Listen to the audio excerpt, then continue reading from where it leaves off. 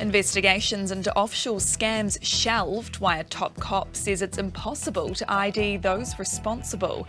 National announces $500 million road transport policy, and there's some returning faces to Parliament today, but have tensions cooled.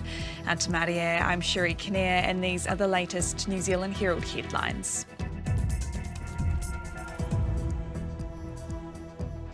A senior police boss reveals investigators have been forced to all but shelve attempts to solve international scam crimes. Detective Inspector Chris Barry oversees Auckland City's financial crimes unit and says increasingly innovative scams are causing harm. But he says it's nearly impossible to trace funds sent offshore or identify criminals who are hiding their identities from remote locations. Barry says police are instead focusing on identifying local people who help facilitate the crimes through New Zealand bank accounts. He says educating the public to raise awareness is also crucial.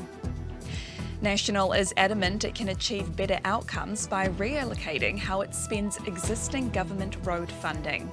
It'll redirect funding from road safety initiatives to road maintenance if it wins October's election. That'll see less money being spent on speed bumps, speed limit reductions, medium barriers and ad campaigns, and more spent on pothole repairs and road renewals. Under the plan, it also wants to reduce the standard response rate for pothole repairs to 24 hours. In 2022, there was 54,000 potholes that needed repair on our state highways across New Zealand, and that is the highest number we've seen in over 10 years. In Auckland here, there is a backlog of over 1,000 kilometres of needed local road repairs. So today I'm very pleased to announce that National will establish a National Pothole Repair Fund to urgently address the shocking state of our local roads and our state highways. In other political news, Justice Minister Kiri Allan is back on the job today. She took the school holidays off amid claims she'd mistreated staff.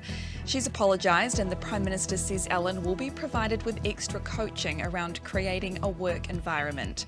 Meanwhile, ex-Transport and Immigration Minister Michael Wood is expected to return tomorrow in his capacity as MP for Mount Roskill. And the Prime Minister's delivered a keynote speech at the China Business Summit in Auckland this morning.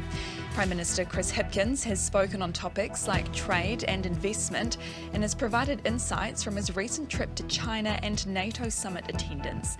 The Chinese ambassador and the New Zealand-China Council are also attending. And those are the latest New Zealand Herald headlines. For more news worth knowing, head to nzherald.co.nz. Kia pai te rā.